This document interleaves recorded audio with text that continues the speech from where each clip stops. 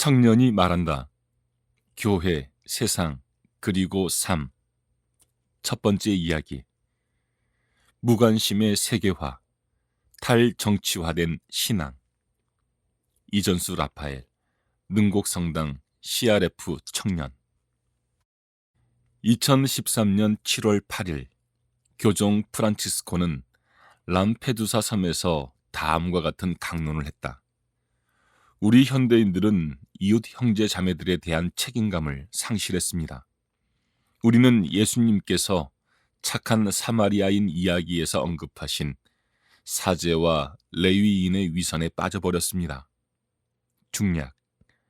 우리는 세계화된 세상에서 무관심으로 타락했습니다.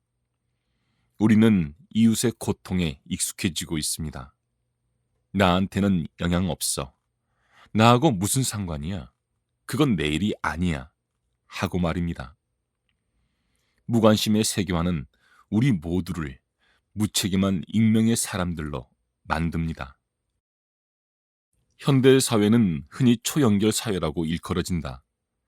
대다수의 개인들은 스마트폰과 같은 통신기기를 이용한 네트워크를 통해서 수많은 정보와 지식을 수집하기도 하고 생산하기도 한다. 초연결 사회는 이러한 개인들이 네트워크에 항상 연결되어 있음으로써 만들어지는 연결의 총체를 의미한다. 항상 네트워크에 연결되어 있어서 거의 무한에 가까운 정보를 취급할 수 있는 현대사회의 개인들이 실제로는 서로를 무관심한 익명의 사람들로 인식한다는 것은 아이러니다. 람페두사 섬은 이탈리아 남부에 위치한 지중해 섬이다. 람페두사는 아프리카로부터 지중해를 통하여 대략 120km 떨어져 있어 아프리카의 이민자들이 아프리카를 탈출하기 위해 이용하는 주요 통로다. 그러나 이민자들이 지중해를 건너는 과정은 매우 험난하고 자신의 생명을 담보로 생사를 알 수 없는 도박을 해야 하는 과정이다. 2013년 10월 3일 새벽, 아프리카를 탈출하여 유럽으로 향하던 500명가량의 난민들이 탄 배가 지중해에서 고장으로 멈춰선다. 조난을 당한 500여 명의 난민들은 지나가는 선박들의 구조 요청을 보내지만 선박들은 모두 외면한다.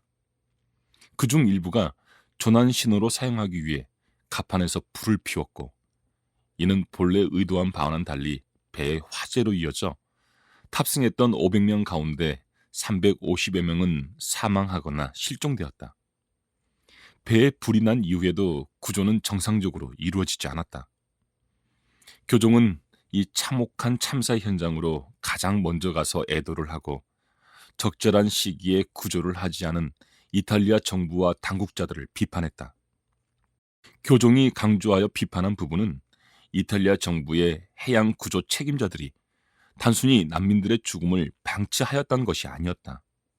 교종은 위선에 빠져버린 현대인들의 무관심한 익명성을 통렬히 비판하고자 했다.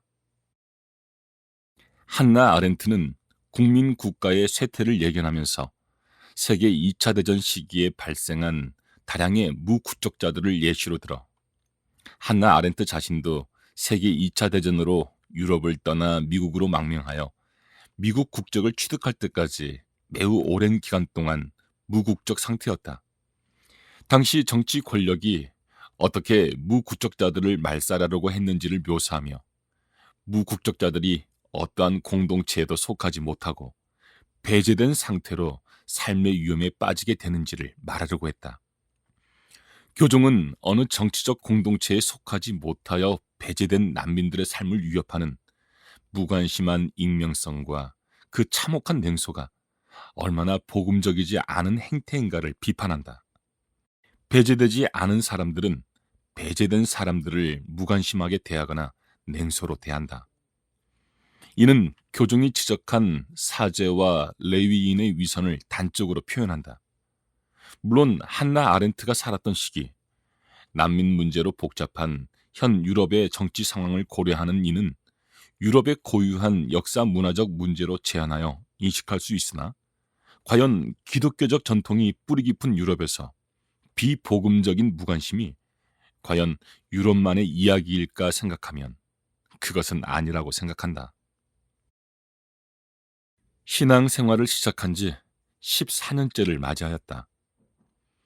신앙생활을 시작한 첫 해부터 지금까지 한국 천주교회의 변화를 되짚어 보면 한국 천주교회는 교회가 민감한 사회 현안에 대해 정치적으로 개입하는 것을 지향한다는 이유로 사제들과 평신도들의 무관심을 유도하는 느낌을 지울 수가 없다.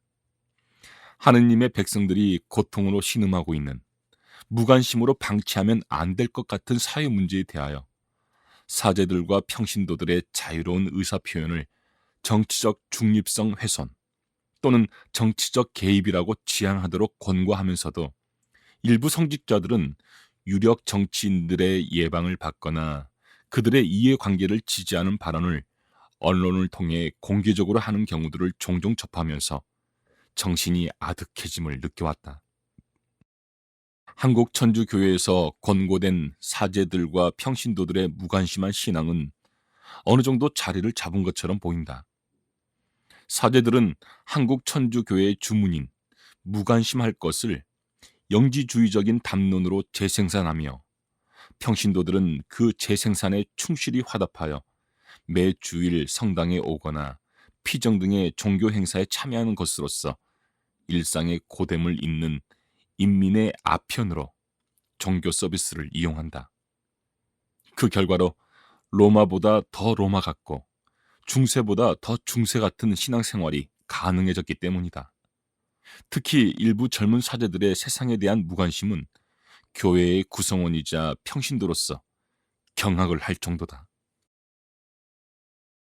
이런 무관심함이 위험한 이유는 영지주의적 담론의 재생산과 인민의 아편으로서의 종교 서비스를 방해하는 어떤 대상들에 대한 무차별적 폭력이 그대로 용인된다는 데 있다.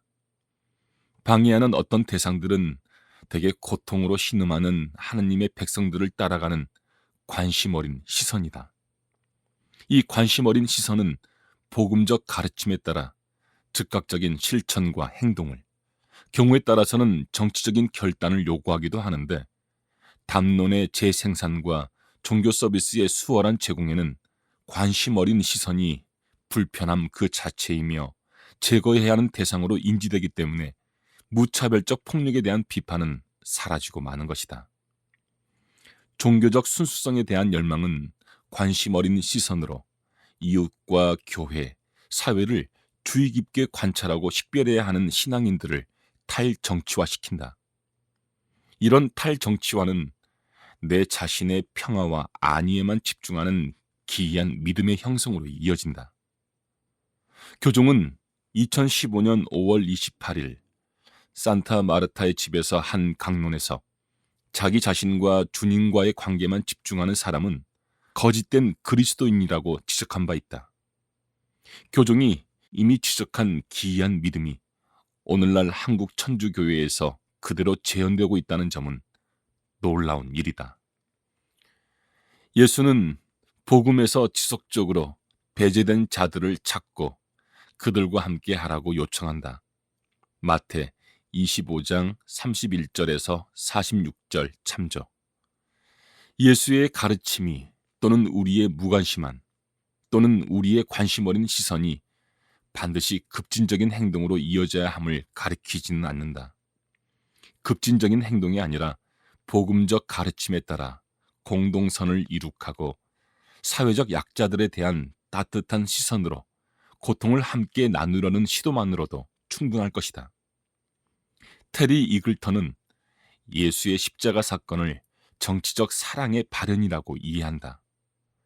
로마에서 십자가형은 정치범들에게만 주어졌던 형벌이었고 예수는 정치범으로서 처형당했으나 십자가 사건은 하느님이 약속하신 구원의 계시이자 사랑이라고 하는 새로운 율법의 신입휘양으로 완성되었기 때문이다.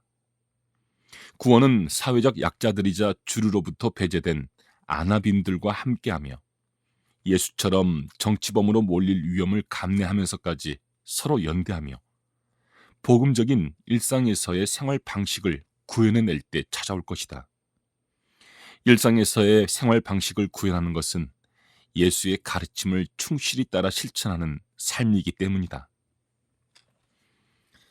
한국천주교회는 교회 공동체 구성원들에게 구원을 위한 일상에서의 생활 방식을 구현할 것을 요청한 것이 아니라 무관심한 임명성 아래 종말론적인 천국의 이데올로기를 강조해 온 것이 아닌가 싶다.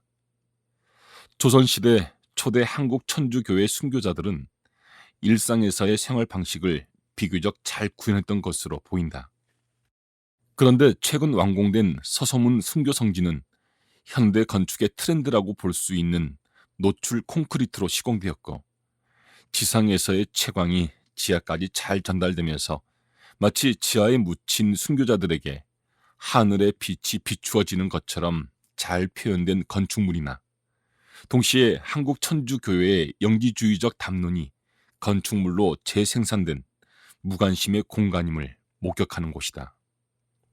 순교 성짐에도 불구하고 순교 성인들의 일상에서의 생활 방식은 전혀 느껴지질 않는다. 순교 성지에서 느낄 수 있는 순교 성인들의 발자취가 오늘날의 평신도들에게 좋은 교본이 되면 좋으련만 그런 기회는 사라졌다. 서소문 순교 성지는 한국의 종교계 가운데서 한국 천주교의 양적인 성장을 보여줄 뿐 질적인 성장에는 물음표를 던지게 만드는 장소다. 토마스 할리크는 가톨릭에 사죄면서 무신론과의 대화를 끊임없이 시도하는 영성가다. 토마스 할리크는 어떤 때에는 하느님이 부존재하는 것처럼 보일 때가 있다고 이야기한다. 이를 신학적으로 표현하면 하느님은 요령 부득인 것처럼 보이는 때가 있다는 얘기다. 토마스 할리크는 무신론의 여러 모습들을 나열하여 설명하는데 그중 가장 악독한 것이 신앙인들의 무관심이라고 말한다. 무관심한 신앙인을 실존적 무신론자라고 표현하는데, 실존적 무신론자들은 믿음을 가지고 있다고 말하면서도 실상은 믿음으로부터 거리가 가장 먼, 어쩌면 하느님의 존재 자체를 부정하는 단계에 이르러 평범한 무신론자들보다 더 악랄한 경우에 해당한다고 지적한다. 우리가 발을 딛고 서 있으며 일상에서의 생활 방식을 구현해야 할 사회로부터 정치적이라는 이유로 무관심해지는 것은 결국 하느님의 존재를 부정하는 것과도 같은 것이다. 하느님께서는 이콘 성화에 드러나는 신비처럼 자신을 감추었다가 드러내 보이시는 분이시며, 십자가를 지고 골고타 언덕을 오르시던 예수가 베로니카 성녀가 내민 수건에 얼굴을 드러내셨듯이 억압받는 자들, 고통을 받고 있는 자들과 함께 하려고 손을 내밀 때 예수는 자신의 모습을 드러내신다.